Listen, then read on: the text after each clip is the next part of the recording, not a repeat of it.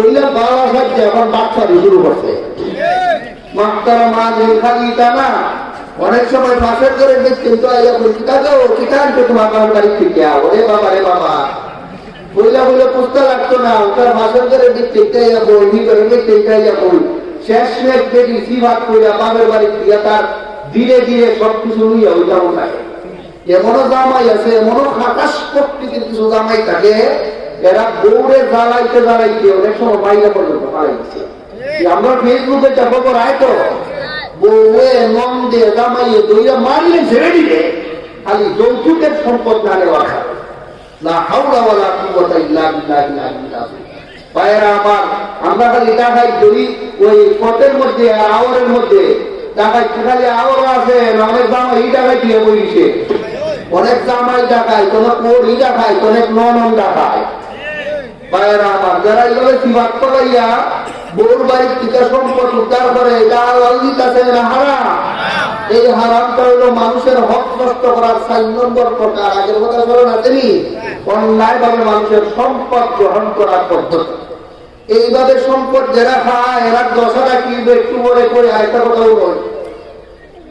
অনেক সময় আছে জামাই কন্যার জামাই বাড়ি গেছি গিয়া বিয়া শাদী হইয়া শেষ কোনো মাত্রতা নাই কিছু দেওয়ার কিছু কথা নাই আল্লাহ 1 মাস 1.5 মাস গেছে যখন ওই হেয়ার নেবে দিলে আর পরে একটা বিয়া হচ্ছে কি করো তোদের বউরে বিয়া গেছে বিয়া করে আলগো এই করো তোদের বিয়া গেছে ওর সাথে তোদের বউ গেছে যাওয়ার পরে এই করে সামানা দেখা যাবে দেখো স্যার ইগরের সুবা আছে ইগর উন্দারের চরণ চালাইছে এটা কিন্তু দেখেই বলে তোমার বাপ মারে করিও নেই দিয়া ওরে বাবা রে বাবা এটা এমনি খাইছে না এমনি খাইছে সুদা হইলি তো ভালো আছি এই ধরনের বাস দিলে মানুষের অন্তর সুদা দিলে যেমন কষ্ট লাগে এর থেকে আরো বেশি লাগে আগেরটা তো আছে খারা বাস এটা মিঠা বাস আগেরটা আছে খারা রুটার বাড়ি এটা মিঠা রুটার বাড়ি এইভাবে পিসি নাইয়া হে নাইয়া কুচাইয়া যারা শ্বশুর বাড়ির থেকে সম্পদ নেয় এটা হালাল নেয় না হারাম নেয় এটার নাম ওই যৌতুক আপনারা আমার বিয়ে বা হবো না যৌতুকের কথা বলছে এই জন্য এইসব কথা বলতেছে ভাইরা আমার এই যে যৌতুক যারা খাইতেছে মারতেছে দিতাছে সবকিছু হালাল না হারাম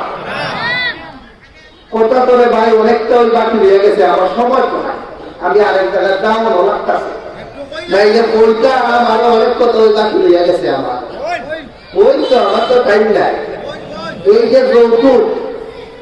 যৌতুকের এক প্রকার হলো ওর বাড়ির যতল বান্ধা খাওয়ান 5 ক্রিয়া আর একটা হলো ওর বাড়ির থেকে উদ্ধার করে এলো আপনি যাইবার কোনো জামাই বাড়ি কিয়া দেখবেন রাত্রে ভাঙের মধ্যে ঘুমাই এটা ওর বাড়ি যে শেয়ারের মধ্যে বইছে এটাও ওর বাড়ি যে সুবার মধ্যে বইছে এটাও ওর বাড়ি উন্দারের মধ্যে গিয়া যে তাক দিছি সেইটাও ওর বাড়ি যে শীত দিয়া লাগতা সেইটাও ওর বাড়ি পরে উঠতে বইতে সব সামান ওর বাড়ির কি ধরিয়া থাকে তুমি বেড়া কিনা তুমি খাটা খাইবার লাগে আইছো হ্যাঁ মিয়া পুরুষ হওয়ার পরে যদি তোমার বউর ফালান্দ তোমার ঘুমানি লাগে বউর চেয়ারে তোমার বহন লাগে বউর ভাতটা তোমার রান্ধন লাগে বেড়া তুলে জন্মনি তখন লাগে আমি তো এই কথাটা বইবার লাগে বাকি রাখছিলাম আপনারা অনেকে কষ্ট লাগতেছে এখানে কি বেড়া কি দেখাইছে না বেটির তো নমাইছে কথা হয় না কেন উঠা এখানে তো বেটির তো নমাই রয়েছে যে ফালান্দ ঘুমা এটাও বেটির বাড়ি যে চেয়ার হবো এটাও বেটির বাড়ি যে উন্দালো যে হমা এটাও বেটির বাড়ি সবকিছু যদি দেখতে তোমার কেমন লাগে বেটা কোনো জোর বলে সত্যি লাগে না তুই আমার এই পুজোর অবস্থা এই সমস্ত বেটা গলা খলসি বান্ধা নদী তুলে মরার দরকার যারা খালি দেখতেন ওর বাড়ির থেকে নিয়ে আমার পারবো যে ঘুমায় আর বউ বিয়া করে বেড়া হইলে বলছায় তোমার বাপের বাড়িতে কিচ্ছু রাখছো না পারলে আমার ঘরে ঢাক নিজে ঢাক নিজে থাকবে আমি ঢাক ঢুকাইবো আমার কালিতে থাকবো নিজে ঢুকাইবে সবকিছু যদি এটা না করে শেষ করবো তো কি জানি বনাবনি না হইলে পরে যদি বিয়া ভাঙলে পরে আবার ওর বাড়ি কি একটু বানো তার করে লইয়া যায় এই সময় যে সবার টাইনা লইয়া যায় বুঝতে যায় দিলেন টাকা তুলে মিছিল রে এখন উত্তর হইতাছে মোহতারাম হাজরিন কই যায় আপনারা এই সিস্টেমটা ইজ্জত সম্মানের সিস্টেম না বেইজ্জতি? এই বেইজ্জতি থেকে রক্ষা করার জন্য আল্লাহ বলেন ওয়াতুন নিসা সাদকাতিহিন্না লিল্লাহ। হে দুনিয়ার উম্মতে মুহাম্মদী, আমি আল্লাহ শিখাইয়া দিলাম বিয়ার মধ্যে খালি বেড়াইতে দিবাই, বেড়াইতে করতে দেওয়ার নাই, বেড়াইতে খালি দিবাই। কি দিবাই? মোহর দিবাই, না দিবাই মোহরে দেব। কিন্তু কি দিও না, বেটির বাড়ি দিয়ে কিচ্ছু নিয়ে মানুষকে দেখা দিন হইল না। এই সমস্ত কাজ, এই সমস্ত কাজ যদি কেউ করে, যৌতুক টৌতুক খায়, তার পরিণতি দেখি এটা করি আমার কথা শেষ করি নাই। আল্লাহ রব্বুল আলামিন বলেন يا أيها الذين آمنوا لا تأكلوا أموالكم بينكم بالباطل إلا أن تكون تجارة عن تراض منكم ولا تقتلوا أنفسكم إن الله كان بكم رحيما ومن يفعل ذلك عدوانا وظلما فسوف نصليه نارا وكان ذلك على الله يسيرا। হে মুমিন মুসলমানেরা, আমি আল্লাহ বলতেছি, সাবধান, তোমরা অন্যায়ভাবে শ্বশুর বাড়ির সম্পদ পাইও না, অন্যায়ভাবে কোন মানুষের সম্পদ তোমরা নিও না। আমি নিষেধ করলাম, এর পরেও যদি নেও, আমি আল্লাহর কথা মানো না, জুলুম করে শ্বশুর বাড়ির থেকে উচ্চার করে যৌতুক খাও, দুনিয়া খাই ভাই, আমি আল্লাহ বলতেছি ফাসাউফা নুসলিহি নারা, সুজা তোমাকে জাহান্নামে নিক্ষেপ করে দেব। আল্লাহটা ঘোরায় বলি, সুভাতটা ঘোরায় বলি,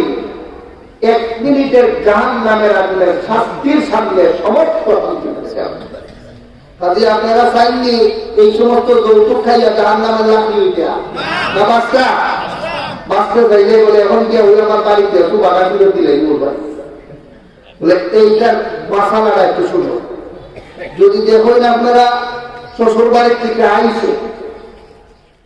স্পষ্ট আপনার বিলিয়ে বলবে এই সম্পদ তোমার, এটা আমার না, তোমার সম্পদ দেখো তুমি তা বলবে, আমি যা চাইবা। শ্বশুর বাড়ির মানুষের জানাইয়া দিবেন যৌতুকের কোন মাল আমার বাড়ি থাকতে পারবে না। এরপরে যদি এরা আনন্দ চিত্তে মাফ করে দিলায়, এটা আপনার তৌবা হইল, কিন্তু সামনের থেকে এইভাবে তৌবা হইল সব বলে আইন আমার তৈরি করি, এটা চলতো না। সামনে থেকে কঠোর হতে হবে, আমার বাড়িতে আমার বিবি ছাড়া একটা সুতা হবে না আসে। এভাবে কঠোর আইন করার পরে মাস 6 মাস 7 মাস 1 বছর করে যদি বাপে তার মেয়ে খুশি মনে 2টা কাপড় দেয়, একটা চেয়ার দেয়, এটা তার ব্যক্তিগত ব্যাপার,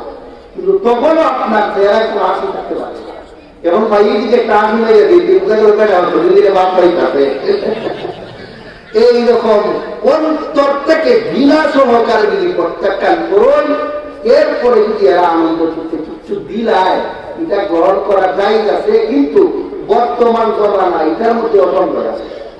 এই কারণে এগুলোর থেকে বাচ্চা থাকাই জরুরি। আল্লাহ রাব্বুল আলামিন আমরারে